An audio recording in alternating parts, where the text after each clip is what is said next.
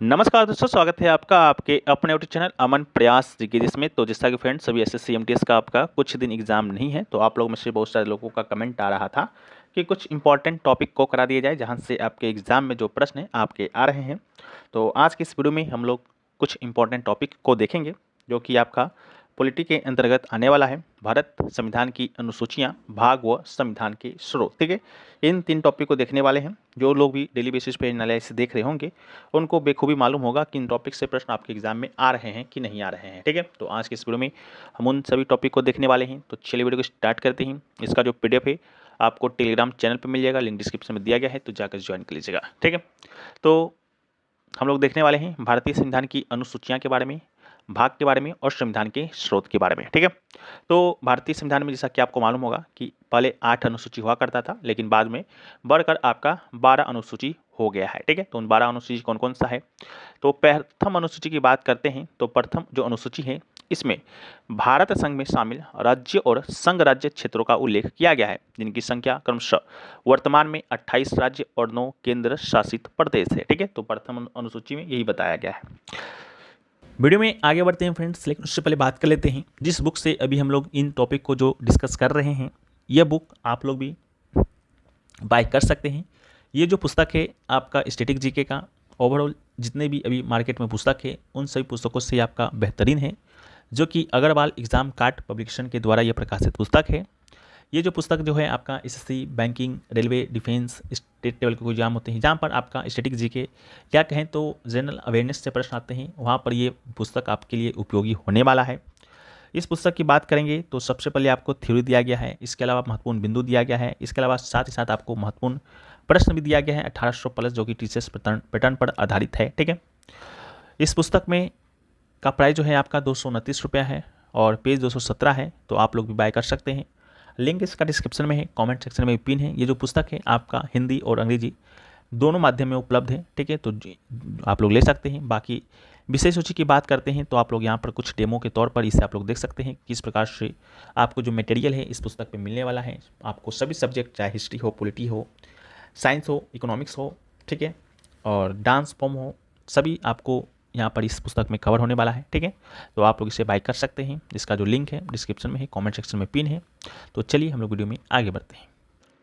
Second अनुसूची या द्वितीय अनुसूची की बात करते हैं तो इसमें राष्ट्रपति, राज्यों के राज्यपाल, लोकसभा के अध्यक्ष और उपाध्यक्ष, इसके अलावा सर्वोच्च न्यायालय तथा उच्च न्यायालय के न्यायाधीशों, संसद तथा राज्य विधानमंडल के अधिकारियों तथा भारत के नियंत्रक महालेखा परीक्षक के वेतन भत्ते एवं पेंशन आदि के संबंध में प्रावधान किया गया है, ठीक है। तो इसको भी याद रखना है। शॉर्ट फॉर्म में कैसे याद रख सकते हैं? जैसे आपका सेकेंड अनुसूची किस संबंधित है? वेतन और भत्ते से संबंधित है। किसका किसका है? अगर आपसे डीपली पूछा जाएगा तो इन सभी का नाम आपसे पूछा जाएगा कि इनमें से किसका द्वितीय अनुसूची के अंतर्गत वेतन भत्ते नहीं निर्धारित किया गया है, ठीक है। तो इसको भी एक नज़र आप लोग देखते हुए चलेगा। इसके अलावा तृतीय अनुसूची की बात करते हैं तो इसमें राष्ट्रपति हो गया, उपराष्ट्रपति हो गया, इसके अलावा राज्यों के राज्यपाल हो गए, इसके अलावा उच्चतम यानी कि सर्वोच्च न्यायालय तथा उच्च न्यायालय के न्यायाधीश हो गए, इसके अलावा संसद तथा राज्य विधानमंडल के सदस्य के द्वारा पद ग्रहण के समय की जाने वाली शपथ का उल्लेख है, ठीक है। शॉर्ट फॉर्म में शपथ का उल्लेख आपका तृतीय अनुसूची में किया गया है, ठीक है। इसके अलावा अगला है चौथी अनुसूची।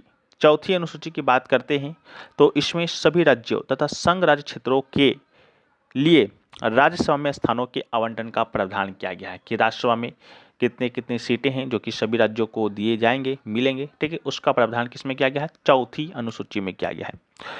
पांचवी अनुसूची की बात करते हैं तो पांचवी अनुसूची में क्या है? तो इसमें अनुसूचित क्षेत्रों, अनुसूचित जनजातियों के प्रशासन और नियंत्रण के बारे में उल्लेख किया गया है, ठीक है। तो ये आपका पांचवी अनुसूची में किया गया है। इसके अलावा जो है अगला है छठी अनुसूची। छठी अनुसूची की बात करते हैं तो इसमें असम हो गया, मेघालय हो गया, त्रिपुरा हो गया और आपका मिजोरम हो गया, ठीक है। इसको शॉर्ट फॉर्म में आप लोग कैसे याद रख सकते हैं? असम को याद रखना पड़ेगा आपको ए से, मेघालय को एम से, त्रिपुरा को टी से और मिजोरम को एम से, ठीक है, AMTM। इस प्रकार करके याद रख सकते हैं। इसमें क्या किया गया है? इन राज्यों के जनजातीय क्षेत्रों के प्रशासन से संबंधित प्रावधान किए गए हैं, ठीक है। तो इसको याद रखना है। इसके अलावा जो है अगला है आपका सातवीं अनुसूची, ठीक है। सातवीं अनुसूची की जब हम लोग बात करते हैं तो इसके बारे में प्रश्न भी आपके एग्जाम में आ चुका है और ये बहुत इंपॉर्टेंट भी है। तो इसके जो अंतर्गत है केंद्र और राज्यों के बीच, ठीक है, विधायी शक्तियों के वितरण से संबंधित 3 सूची का वर्णन किया गया है। पहला है संघ सूची, जिसमें अभी वर्तमान में 97 विषय है, पहले 100 विषय हुआ करता था। दूसरा है राज्य सूची, जिसमें अभी आपका 66 विषय है। और तीसरा है समवर्ती सूची, जिसमें आपका 47 विषयों का उल्लेख किया गया है, ठीक है। संघ सूची पर जितना 97 जो विषय है, इस पर कानून बनाने का जो अधिकार होगा वो सिर्फ और सिर्फ आपका संघ को होगा। राज्य सूची की बात करते हैं तो इस पर कानून बनाने का जो अधिकार होता है वो सिर्फ राज्यों को होता है।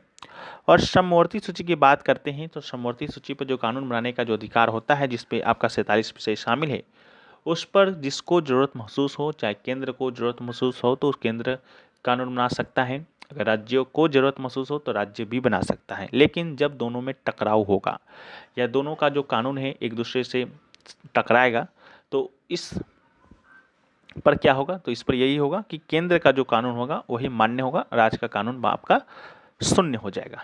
अगला है आपका 8वीं अनुसूची, बहुत इंपॉर्टेंट है। इसमें भारत की उन 22 भाषाओं का उल्लेख किया गया है जिनको संविधान के द्वारा मान्यता प्राप्त है, ठीक है। पहले आपका 14 भाषा हुआ करता था, लेकिन 1967 में 21वां संविधान संशोधन हुआ, उसके माध्यम से सिंधी को 1992 सिंधी को जोड़ा गया 1967 में। 1992 की बात करते हैं तो 71वां संशोधन हुआ, इसके अंतर्गत आपका कोंकणी, मणिपुरी और नेपाली, यानी कि नमक से इसको भी याद रख सकते हैं, न से नेपाली, म से मणिपुर, कौन से कोंकणी, ठीक है। नमक को 1992 में 71वां संविधान संशोधन के माध्यम से जोड़ा गया। इसके बाद 2003 में 92वां संविधान संशोधन होता है, उसके माध्यम से 4 भाषा और मैथिली, संथाली, डोंगरी और बोडो को 8वीं अनुसूची में जोड़ा गया था, ठीक है। तो इस प्रकार बढ़ के आपका 14 भाषा से 22 भाषा हो गया। अगला है 9वीं अनुसूची, इसकी बात करते हैं तो संविधान में यह प्रथम संविधान संशोधन के माध्यम से जोड़ा गया था 1951 में। जैसा कि हमने पहले ही आपको बताया कि पहले 8 अनुसूची हुआ करता था, लेकिन बाद में समय समय पर 4 और अनुसूचियाँ जोड़ा गया, तो वर्तमान में आपका 12 अनुसूची है। तो उसी के अंतर्गत 9वां जो अनुसूची है वो आपका प्रथम संविधान संशोधन के माध्यम से ही, जो कि 1951 में जवाहरलाल नेहरू के नेतृत्व में हुआ था, ठीक है, उसके माध्यम से जोड़ा गया था। और इसके अंतर्गत राज्य के द्वारा संपत्ति के अधिग्रहण की विधियों का उल्लेख किया गया है। इस अनुसूची में सम्मिलित विषयों को न्यायालयों में चुनौती नहीं दी जा सकती है। अगला है 10वीं अनुसूची, इसकी बात करते हैं तो इसमें दल बदल से संबंधित कानून का प्रावधान है, और इस अनुसूची को 52वां संविधान संशोधन के माध्यम से 1985 में जोड़ा गया। 11वां अनुसूची की बात करते हैं तो इस अनुसूची में पंचायतों के द्वारा किए जाने वाले कार्यों का विवरण दिया गया है, और इस अनुसूची को आपका 1993 में 73वां संविधान संशोधन के माध्यम से जोड़ा गया था, ठीक है। इसके अंतर्गत आपका 29 विषय प्रदान किए गए हैं पंचायती राज संस्थाओं को कार्य करने के लिए। अगला है सबसे लास्ट 12वीं अनुसूची, इसकी बात करते हैं तो इसमें नगर पालिकाओं के द्वारा किया जाने वाला कार्यों की सूची दी गई है, और इस अनुसूची को 1993 में 74 संविधान संशोधन के द्वारा शामिल किया गया था। इसमें शहरी क्षेत्रों की स्थानीय स्वशासन संस्थाओं को कार्य करने की 18 विषय प्रदान किया गया है, ठीक है, तो इसको भी याद रखिएगा। इसके अलावा स्वायत्त शासित जिलों के रूप में पूर्वोत्तर भारत के पंजीकृत क्षेत्र की बात करते हैं तो इस प्रकार है। ये आपकी एग्जाम पॉइंट ऑफ व्यू से इम्पोर्टेंट तो है नहीं, फिर भी थोड़ा सा देख लीजिए। असम की बात करेंगे तो बोडोलैंड प्रादेशिक परिषद, कार्बी आंगलांग स्वशासी जिला परिषद, दीमा हसाओ स्वशासी जिला परिषद। मेघालय की बात करेंगे तो गारो हिल्स स्वशासी जिला परिषद, जैंतिया हिल्स स्वशासी जिला परिषद और खासी हिल्स स्वशासी जिला परिषद। त्रिपुरा की बात करेंगे तो त्रिपुरा जनजाति क्षेत्र स्वशासी जिला परिषद। मिजोरम की बात करेंगे तो चकमा स्वशासी जिला परिषद, लाई स्वशासी जिला परिषद और मारा स्वशासी जिला परिषद है, ठीक है। अब हम लोग देखते हैं भारतीय संविधान के भागों के बारे में। वर्तमान में कितने भाग, तो वर्तमान में आपके हैं 22 भाग, ठीक है। पहले कितना हुआ भाग करता था, तो पहले कितना हुआ करता था, पहले आप ही लोग कमेंट सेक्शन में बताइएगा कि पहले कितना भाग हुआ करता था, अब तो आपका 22 भाग है, ठीक है। तो देखिए क्या है, भाग 1 में है संघ और उसका राज्य क्षेत्रों के बारे में बताया गया है, अनुच्छेद 1 से 4 तक संबंधित है। भाग 2 जो है नागरिकता से संबंधित है, अनुच्छेद 5 से 11। भाग 3 जो है मौलिक अधिकार से संबंधित है, अनुच्छेद 12 से 15। भाग 4 जो है राज्य के नीति निर्देशक तत्व से संबंधित है, अनुच्छेद 36 से 51। भाग 4 क की बात करेंगे तो मौलिक कर्तव्य से संबंधित है अनुच्छेद 51 क। भाग 5 आपका संघ से संबंधित है अनुच्छेद 52 से 151। भाग 6 जो है राज्य से संबंधित है अनुच्छेद 152 से 237। भाग 7 जो है पहली अनुसूची के भाग ख के राज्य से संबंधित है अनुच्छेद 238 के अंतर्गत ही आता था, लेकिन इसे अब निरस्त कर दिया गया। भाग जो 8 है संघ राज्य क्षेत्र से संबंधित है अनुच्छेद 239 से 242। भाग जो 9 है पंचायत से संबंधित है अनुच्छेद 243 से 243 क से न तक। भाग 9 का क जो है आपका नगर पालिका से संबंधित है अनुच्छेद 243 त से अनुच्छेद 243 या 6 तक। भाग 9 का ख जो है सहकारी समिति से संबंधित है अनुच्छेद 243 या ज से अनुच्छेद 243 या न तक। भाग 10 जो है अनुसूचित तथा जनजाति क्षेत्र से अनुच्छेद 244 से 244 क। भाग 11 संघ और राज्य के बीच संबंध से संबंधित है अनुच्छेद 245 से 63 तक। भाग 12 जो है वित्त संपत्ति समुदाय और वाद से संबंधित है अनुच्छेद 264 से 300। इसके अलावा जो है भाग 13 जो है आपका भारत के राज्य क्षेत्र के भीतर व्यापार वाणिज्य और समागम से संबंधित है अनुच्छेद 301 से लेकर 307। भाग 14 जो है संघ और राज्य के अधीन सेवाओं से संबंधित है अनुच्छेद 308 से 323। भाग 14 का क जो है आपका अधिकरण से संबंधित है अनुच्छेद 323 का क से 323 का ख तक। भाग 15 आपका निर्वाचन से संबंधित है अनुच्छेद 324 से लेकर 329 क तक। भाग 16 जो है कुछ वर्गों के संबंध में विशेष प्रावधान से संबंधित है अनुच्छेद 330 से लेकर 342 तक। भाग 17 राज्य भाषा संबंधित है अनुच्छेद 343 से 351 तक। भाग 18 जो है आपात का उपबंध किया गया है भाग 18 में अनुच्छेद 52 से लेकर 60 तक 3 प्रकार के आपातकाल का वर्णन किया गया। भाग 19 जो है प्रकृति से संबंधित है अनुच्छेद 361 से 367 तक। भाग 20 जो है वो आपका संविधान के संशोधन से संबंधित है अनुच्छेद 368 के अंतर्गत। भाग 21 जो है अस्थायी संक्रमणकालीन और विशेष उपबंध से संबंधित है अनुच्छेद 369 से 392 तक।